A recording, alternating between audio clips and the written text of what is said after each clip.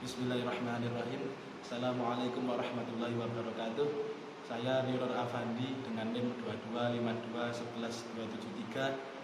Pada kesempatan kali ini saya akan berdiskusi atau mewawancarai seorang tokoh penggerak masyarakat di bidang Islam di daerah Tawengan, Kecamatan Sawit, Boyolali. Pada kesempatan kali ini saya akan membawakan temanya adalah menjaga nasionalisme dan perdamaian di era platform digital dalam perspektif Islam. Kita telah mengetahui bahwa nasionalisme itu sangat penting dan sangat dibutuhkan ketika kita bernegara.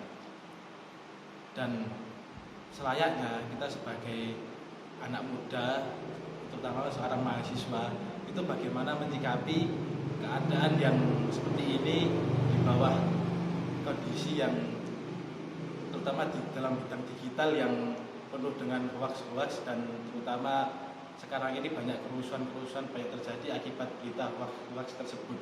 Lalu bagaimana cara kita mengelola hal seperti itu agar menjadi kedepannya lebih menjadi hal yang mendamaikan atau bertujuan terjadinya suatu perdamaian di suatu negara tersebut, terutama Indonesia.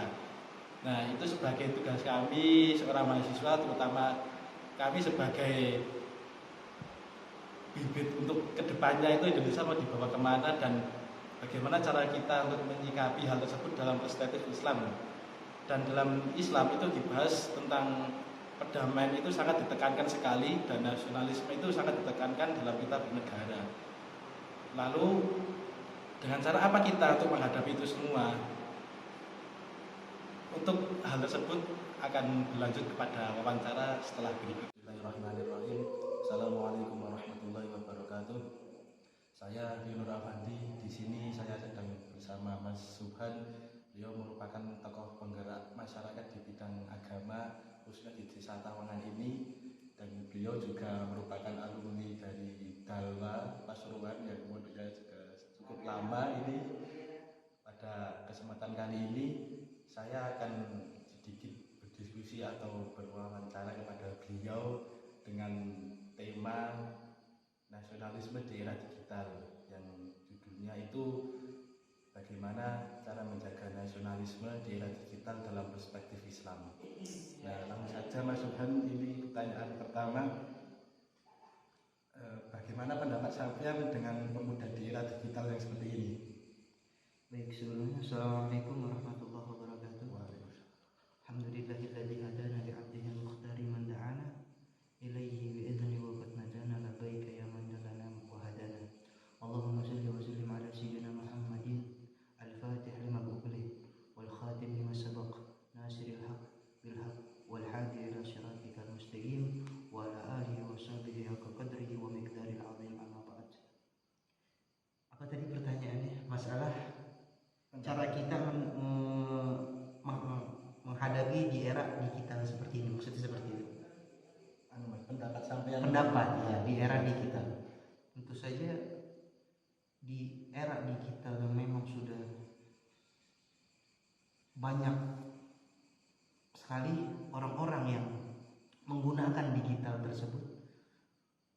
Kita sebagai pemuda harus menggerakkan bagaimana digital itu dapat kita lakukan dan kita manfaatkan untuk sesuatu yang memang bermanfaat. Kalau saya menggunakan dengan 3 cara. Yang pertama adalah jadikan digital itu untuk cara kamu mencari ilmu. Contohnya dengan apa? Dengan cara kita mendengarkan channel-channel para ustaz. Contohnya para ustaz, para habaib. Dan itu jangan sampai kita juga salah mendengarkan ceramah daripada ustadz-ustadz yang kita tidak ketahui, tentu yang kita kenal saja. Lalu yang kedua, kalau kita tidak bisa mendengarkan ceramah tersebut, yang kedua adalah kita menyebarkan ilmu daripada ilmu yang disebarkan sebelumnya.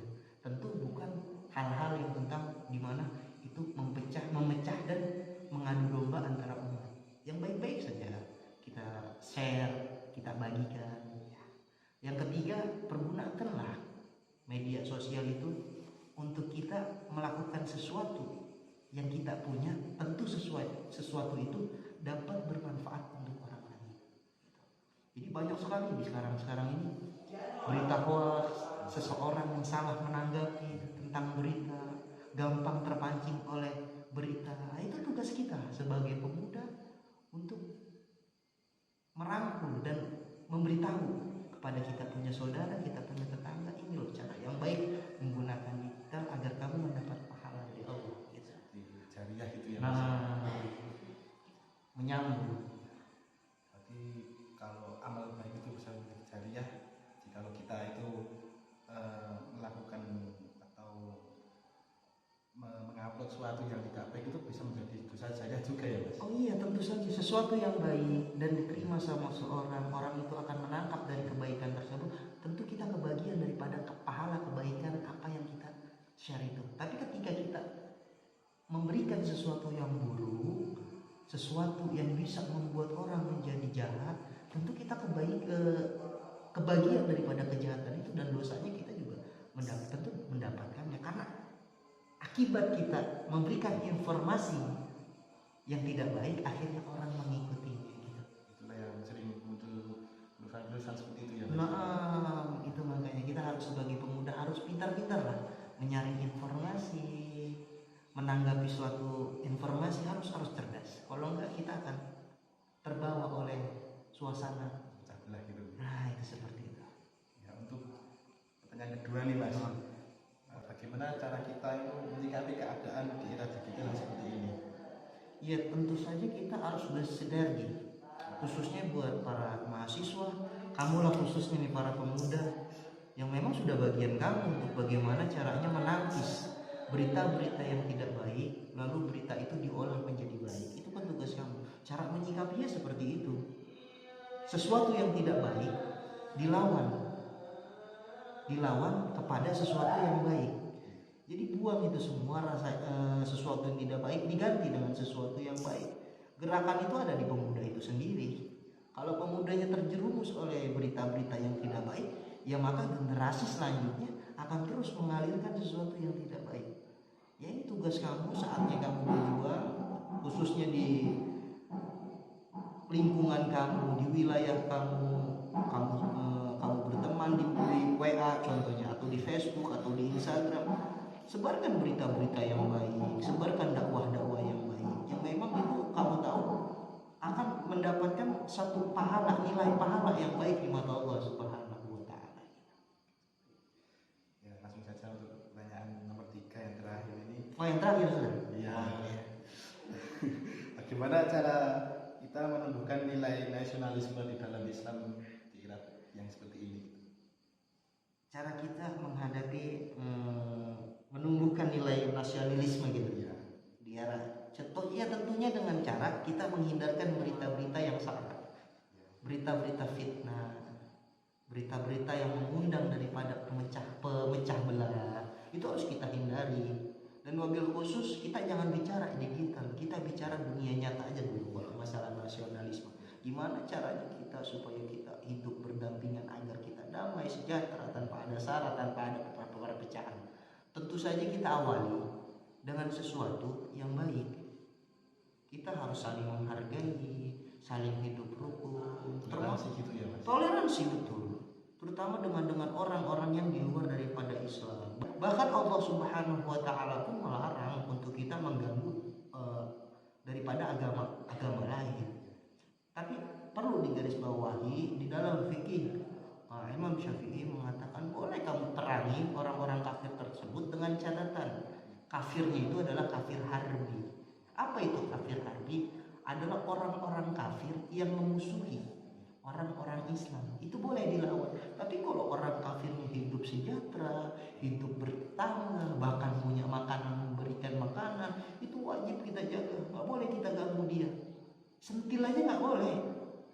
Berarti di dalam Islam itu kan sama saja dengan perdamaian gitu. Oh iya, dijaga damai agar. Berarti itu di Islam itu sebenarnya itu harus ditegakkan gitu ya Mas? Oh iya dong, di dalam Allah itu tidak mengizinkan siapa-siapa hambanya yang mengganggu di luar daripada agama yang dia anut, terutama Islam. disebutkan di dalam Al-Quran. Begitu, jangan. Kecuali kalau memang orang kafir itu mengganggu kita, bahkan mengancam kita, sampai kita harus takut dengan ancamannya, harus kita lawan. Karena itu bagian daripada kafir harbi. Kata Imam Syafi'i boleh. Itu juga sudah melanggar apa ya, menjadi undang-undang kan, itu juga termasuk gimana ya? Kalau membuat isu itu kan juga melanggar nilai nasionalisme gitu ya. Oh iya, tentunya kan sudah diatur juga, itu namanya undang-undang ITE. Kalau lihat itu undang-undang ITE sudah diatur. Sudahlah, kita ini sebagai pemuda-pemudi sekarang udah waktunya kita untuk menyaring segala informasi. Kalau yang kiranya nggak baik, tinggalin saja. Kalau yang kiranya itu menjadi manfaat untuk kehidupan kita, ambil. Selama sesuatu itu menjadi manfaat yang baik untuk kita, merubah diri kita menjadi lebih baik, ambil saja.